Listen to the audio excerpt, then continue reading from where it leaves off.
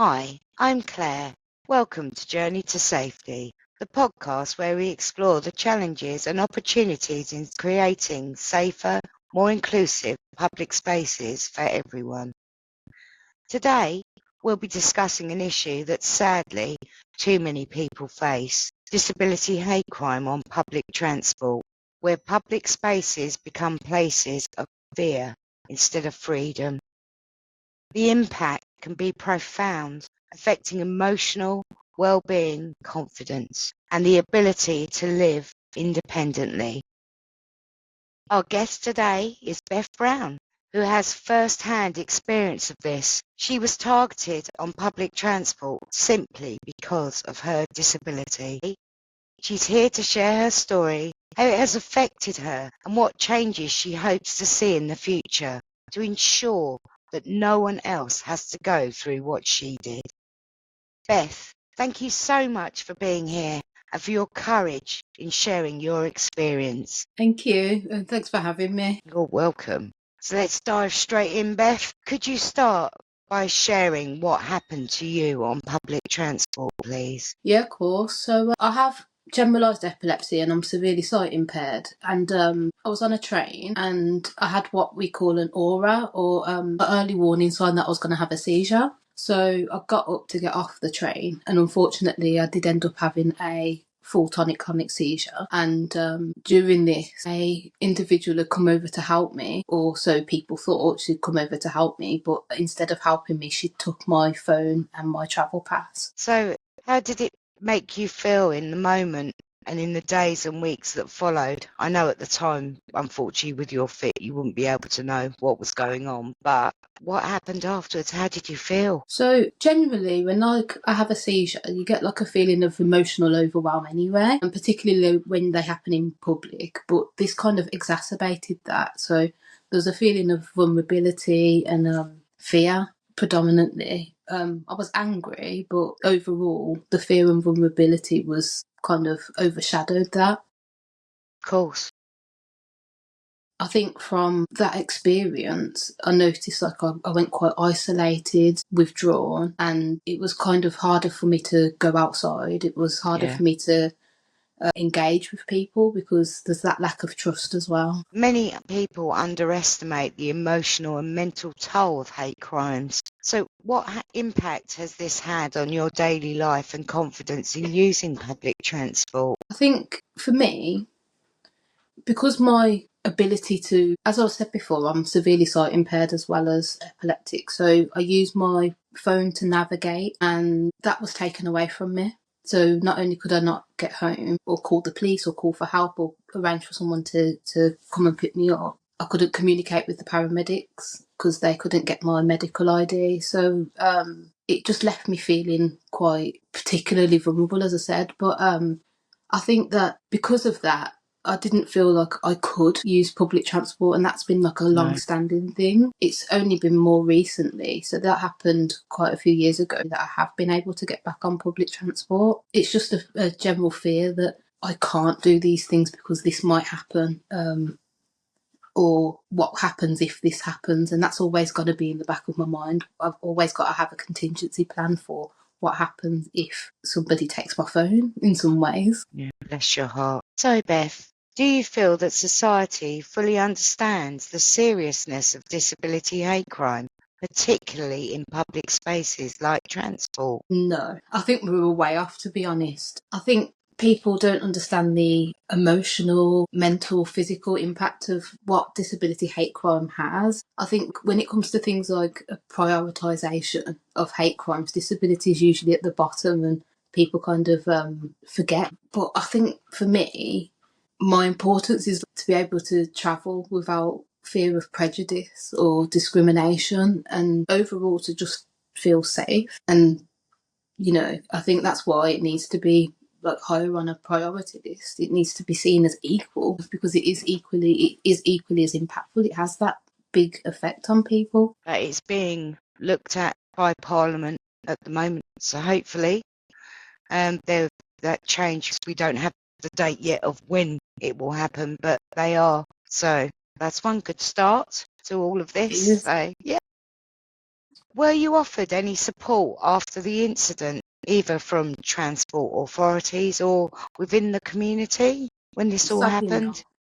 not. Sadly not. I did refer the incident to the police and it was investigated, but I wasn't offered any kind of support with signposting to any organisations, or there was no kind of emotional support offered, or I wasn't aware of any organisations that were available at the time. You need that support there to tell you where to go, because when something like Exactly. horrific that happened to you, you're not going to be in that mind to think, oh, I can go and look on Google, oh, I can go and do this. Exactly. No.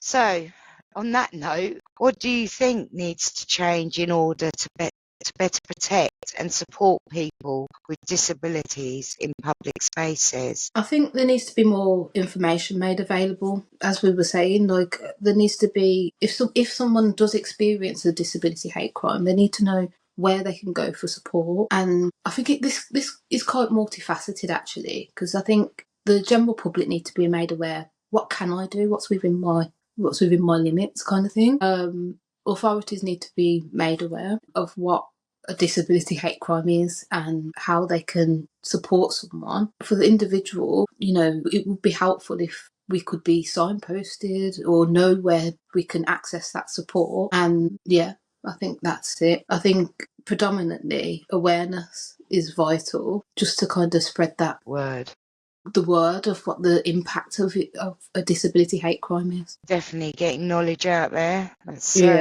what I've been trying to do throughout all these podcasts and our blogs that we're doing at United Response. So, Beth, if you could make one change on how public transport systems handle disability hate crime, what would it be? I think predominantly, there needs to be a law on people that commit disability hate crimes, because I find at the moment there's no kind of fear of prosecution, is there? So the person who had taken my phone and my belongings was never prosecuted, or even arrested. So I feel like that gives a bit of a bad message. So yeah, I think starting with kind of what happens if this happens, that would be like my one thing. Yeah, thank you. So what role do you think education and awareness campaigns play in preventing these kinds of incidents? I think education and awareness campaigns are pivotal. It gives people a voice. It tells the general public what we experience. It communicates our needs, kind of thing, at that time. And it also, I think I said earlier I think things like this happen, it's multifaceted. There's 4 audiences, isn't there? There's the public, there's the authorities, there's the victim, but there's also the perpetrator as well. And I think if there's some kind of awareness towards them to help you think, like, actually this is the emotional impact that what my actions could have, before you actively commit the hate crime, potentially could even end disability hate crime. I think with the general public, it's about knowing what can I do? How can I help? For the individual that's experienced a disability hate crime, it's about knowing where to go. And for the authorities, it's about being educated enough to handle it sensitively and appropriately. Definitely. So, for anyone listening who may have gone through something similar, or who is supporting a loved one who has, what advice would you give to them? I would always say to report the incident to the police. Well, you can go to the police or your Citizens Advice Bureau.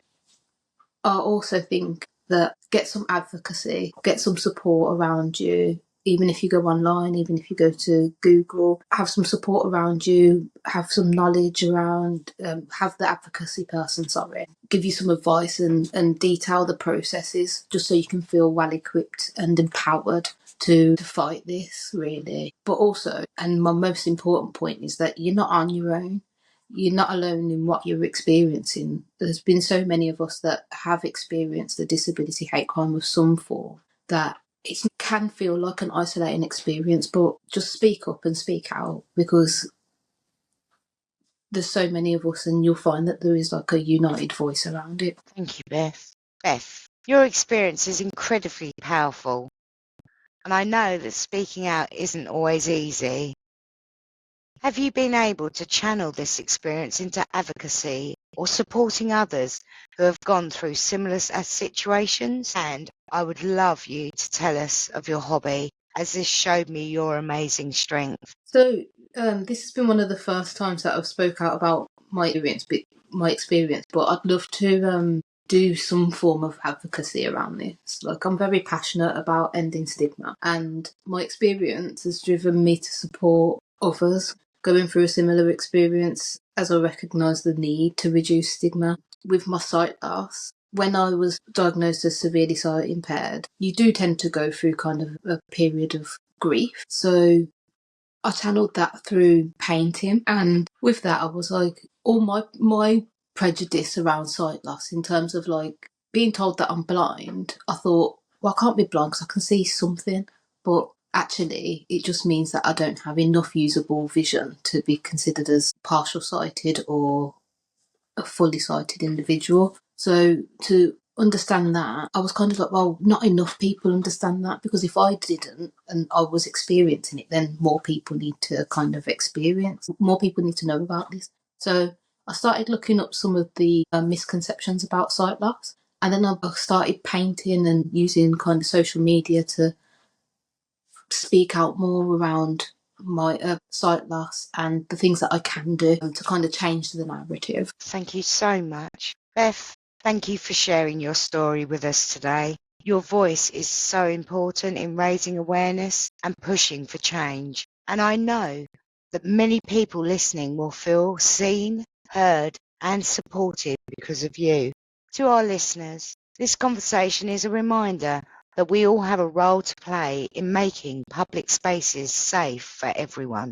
Whether it's challenging discrimination when we see it, supporting victims, or just asking for change, small actions can make a big difference. Thank you for listening to Journey to Safety. Take care and travel safe.